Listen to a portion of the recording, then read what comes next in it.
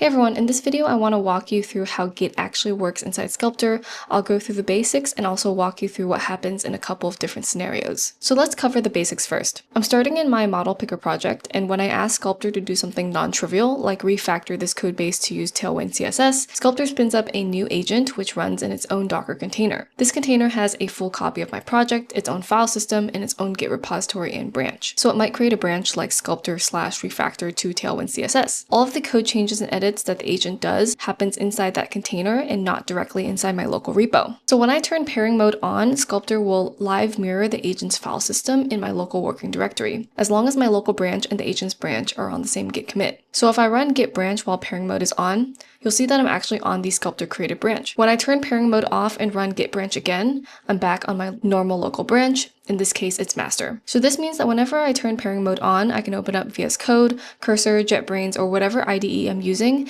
and browse the code that the agent generated. I can run it locally and make small edits of my own. When I turn pairing mode off, Sculptor restores my local repo back to its original state at that commit. So you can think of pairing mode as a temporary sync for inspection and collaboration, not a permanent overwrite. The third thing you need to know is the Merge Changes panel. At the top of the panel, you're going to see two branches. The first is the agent branch, which is the branch inside the Docker container, and the local branch. So in my case right now, this is the master branch, but you can click to other branches if you want. And there are two buttons, push and pull. So push is going to push the local branch into the agent's repository, and pull is going to pull the agent's branch back into your local repo. And we'll cover this concept a lot more in the next three scenarios. But essentially, this is the main control point for keeping your Docker container and your local repo in sync. So let's cover our first scenario. I'm going to run a task in Sculptor where I'm just going to add hello world to my README. In Sculptor's changes tab, I can see all the uncommitted changes, and here I'll enter a quick commit message and hit commit. So now the agent branch is clean and everything it did is in Git inside the container. And I haven't touched my local repo at all, so the local master is still at the original commit. So at this point, the easiest thing to do is to go to merge changes and click pull, and that pulls the agent branch into my local branch. And since there are no diverging commits, this will be a clean merge. So now my local repo and the agent container are synced. Now let's go to scenario 2. Here I'm going to ask Sculptor to add a hello world line to the top of readme.md, and I'll commit those changes in Sculptor so that the agent's branch is clean. Then locally, I'm going to make another change in readme.md that says this is the model picker project. I'll commit that and push those changes directly into my local master branch. Now back in Sculptor, I'll go to Merge Changes panel and hit Push, which pushes my local branch into the agent's repository. Now because these two edits live in non-conflicting areas of readme.md, Git will happily auto-merge, and Sculptor will be able to complete this successfully. So right now my Docker container has both lines, while my local files only have this is the model picker project line. So at this point, I can pull from the agent into my local branch, and now my local branch has both lines as well. Now let's move on to scenario 3, where we're going to try to create a true merge conflict. So again, I'm going to ask Sculptor to change the first line of readme.md to hello world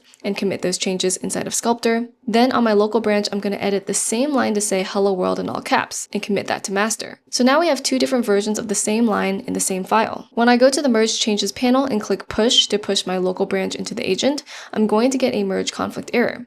So Sculptor will report something like, merge resulted in conflicts, have the agent abort the merge or ask it to solve the conflicts. If I turn on pairing mode and open up readme.md in my editor, I'll see the classic Git conflict markers that look like this. So this is Git telling us the current version from my local head and the incoming version from the agent's merge source. At this point, I would recommend using Sculptor to resolve the conflict, so I can ask it to resolve the conflicts for me and keep both the lines. So Sculptor will edit the file, remove the conflict markers, and get the repo back into a clean state. Once the conflict is resolved inside of Sculptor, I'll go to changes and commit with a message like resolve merge conflicts. So now the agent's repository is clean again. From here, I can click pull to bring the resolved state from my Docker container into my local branch. So that is a basic rundown of how Docker containers, Git, and agents work inside of Sculptor. Hope this was helpful.